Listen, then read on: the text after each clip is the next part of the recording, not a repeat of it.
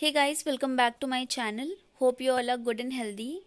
अगर आप बीएड कर रहे हो तो ये वीडियो आपके लिए काफ़ी ज़्यादा हेल्पफुल होने वाला है, क्योंकि मैं इसमें आपको लेसन प्लान प्रोवाइड कराने वाली हूँ जो कि आपको बीएड में बनाने होते हैं। और ये जो लेसन प्लान है वो साइंस सब्जेक्ट से रिलेटेड है, जिसका टॉपिक है धातुओं के गुण, प्रॉपर्टीज़ ऑफ मेटल्स। ये क्लास 8 का टॉपिक है। तो देख लेते हैं पूरे लेसन प्लान कैसे बनाना है। साथ में मैं आपको इसकी पीडीएफ भी प्रोवाइड करा दूंगी, डिस्क्रिप्शन बॉक्स में उसे आपका लिंक मिल जाएगा, आप उसे वहाँ से डाउनलोड कर लीजिएगा। So without wasting time let's start the video guys.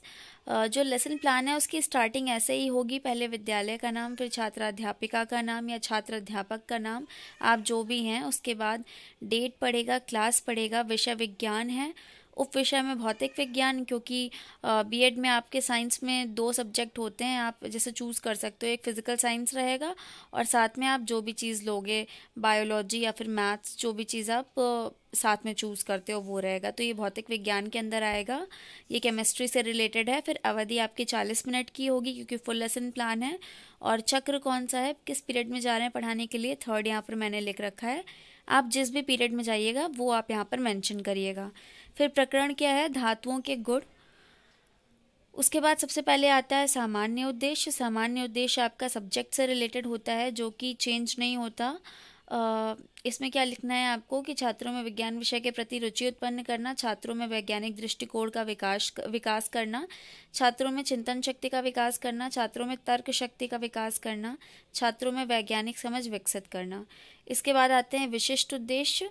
और ये जो विशिष्ट उद्देश्य हैं ये आपके टॉपिक से रिलेटेड होते हैं। तो इसमें पहला है ज्ञानात्मक उद्देश्य।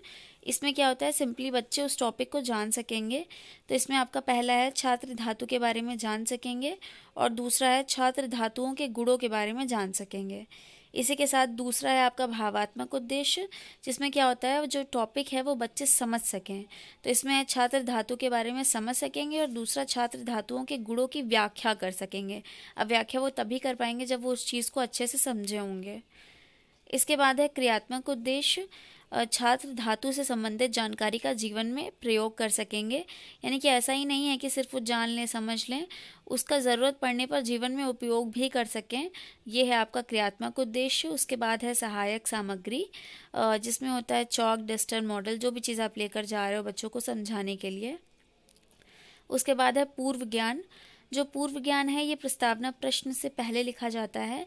जो जिस बेसिस पे आपने प्रस्तावना प्रश्न बनाया है उसको उस बेसिस जिस मतलब आपने जो भी सोचा कि बच्चों को क्या चीज़ पता होगी वो इसमें आपको लिखना होता है। तो छात्र धातु के बारे में सामान्य जानकारी रखते हैं, मैंने ये लिखा है।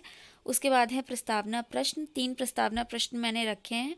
पहला है बच्चों सुंदर दिखने के लिए पहने जाने वाले आभूषण किसके बने होते हैं। तो बच्चे बताएंगे सोना, चांदी, इन सब के बने होते हैं।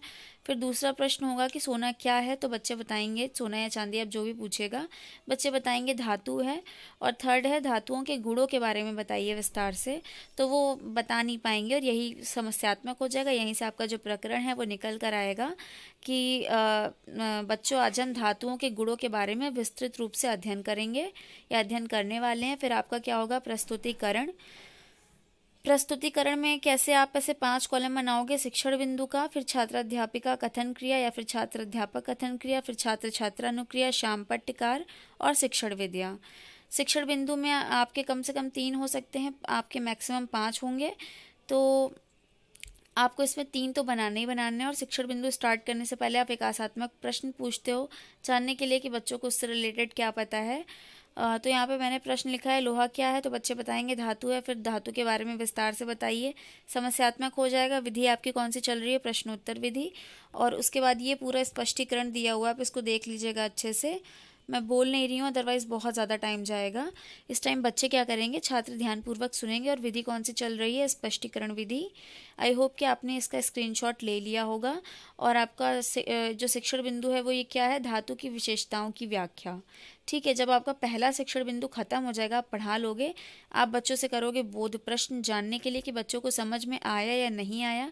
तो यहाँ पे मैंने 2 बोध प्रश्न रखे हुए हैं, धातुओं के उदाहरण बताइए, और दूसरा है धातु विद्युत के सुचालक होते हैं या नहीं ये बताइए। विधि कौन सी है, प्रश्नोत्तर विधि है। ठीक है, जब पहला शिक्षण बिंदु खत्म हो जाएगा तो वहीं से आपका दूसरा शिक्षण बिंदु स्टार्ट होगा विकासात्मक प्रश्न के साथ।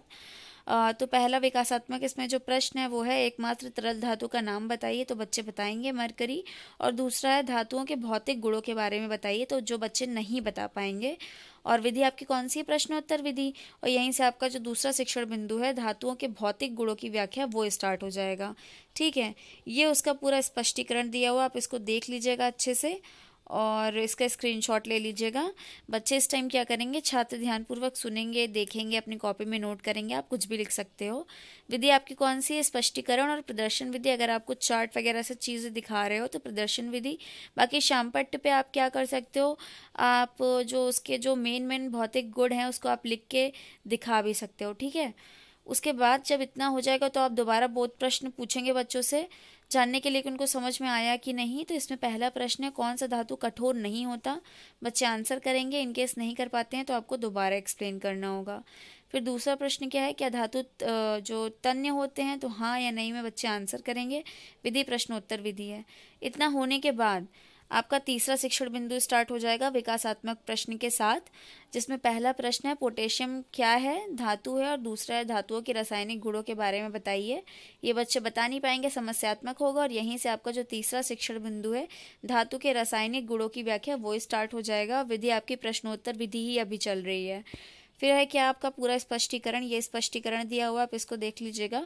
बच्चे क्या करेंगे, इस टाइम ध्यानपूर्वक सुनेंगे, देखेंगे और अपनी कॉपी में नोट करेंगे। विधि आपकी स्पष्टीकरण विधि और प्रदर्शन विधि है। साथ ही आप ये जो कुछ फॉर्मूले हैं इसको आप ब्लैक बोर्ड पे लिख सकते हो। तो श्यामपट्ट कार्य वाले कॉलम में मैंने इसे लिख दिया। फर्स्ट जो है आपका पहले वाले का एग्जाम्पल है ऑक्सीजन के साथ अभिक्रिया जिसमें होता है धातु का, और दूसरा आपका जल के साथ वाला है, तीसरा आपका अम्ल के साथ एसिड के साथ वाला है। ठीक है, ये तीनों आप श्यामपट्ट कार्य पे भी दिखा सकते हो, चार्ट पेपर भी बना कर ले जा सकते हो, जो भी आपको सही लगे उस हिसाब से आप, जिससे आपको लगे कि बच्चे ज़्यादा अच्छे से समझ पाएंगे उस तरीके से आप चीज़ें कर सकते हो। इसका एक्सप्लेनेशन करने के बाद आप क्या करोगे, बोध प्रश्न करोगे दोबारा से। दो बोध प्रश्न है, धातु ऑक्सीजन के साथ अभिक्रिया करके क्या बनाते हैं, और दूसरा है क्या धातु अम्लों के साथ भी अभिक्रिया करते हैं। तो ये दो प्रश्न है, विधि प्रश्नोत्तर विधि है। इसके बाद जब आप तीनों शिक्षण बिंदु पढ़ा लोगे अच्छे से, बच्चे आंसर कर लेंगे, लास्ट के जब 10 मिनट बचेंगे तो आपको बच्चों से क्या करना होगा, मूल्यांकन प्रश्न। मूल्यांकन प्रश्न आपके कम से कम 5 तो होने ही चाहिए, क्योंकि आपको फुल लेसन प्लान उसमें कवर करना होता है, और एमसीक्यू टाइप क्वेश्चन होने चाहिए कि आप फटाफट बच्चे आंसर करें। तो यहाँ पे मैंने 5 क्वेश्चन लिए हुए हैं। धातुओं के उदाहरण बताइए, दूसरा है तरल धातुओं का नाम बताइए, तीसरा है पोटेशियम कैसा धातु है, चौथा है धातु विद्युत के सुचालक होते हैं या नहीं, और पांचवा क्या है धातु अम्लों के साथ अभिक्रिया करके क्या बनाते हैं। ठीक है, ये 5 क्वेश्चन है। जब ये बच्चे पांचों का आंसर कर लें, नहीं कर पाएंगे तो आपको उन्हें एक्सप्लेन करना होगा दोबारा। उसके बाद आप क्या करोगे, उनको होमवर्क दोगे, गृह कार्य में आप कम से कम क्वेश्चन रखने की कोशिश करिए, क्योंकि उन्हें दूसरे भी सब्जेक्ट में मिलेगा होमवर्क, तो आप कम से कम दीजिए और ऐसा क्वेश्चन दीजिए जिससे उनका जो पूरा जो आपने लेसन प्लान समझाया पूरा टॉपिक है वो क्लियर हो जाए। इनकेस उन्हें कोई डाउट हो तो वो नेक्स्ट डे आके आपसे पूछ सके। तो यहाँ पे मैंने 2 प्रश्न रखे हैं, धातुओं के भौतिक गुणों के विस्तार से बताइए, और दूसरा है धातुओं के रासायनिक गुणों को विस्तार से बताइए। ठीक है, अब वो विस्तार से बताएंगे तो उन्हें एक एक चीज़ एक्सप्लेन करनी पड़ेगी, और अगर उनका कोई डाउट होगा तो वो आपसे नेक्स्ट डे आगे पूछेंगे भी। So this is it for today. ये पूरा लेसन प्लान था धातुओं के गुणों पर। आई होप कि आपको लेसन प्लान अच्छा लगा होगा। Thank you for watching guys. Don't forget to subscribe my channel and like the video because your subscription means a lot to me guys. Thank you so much.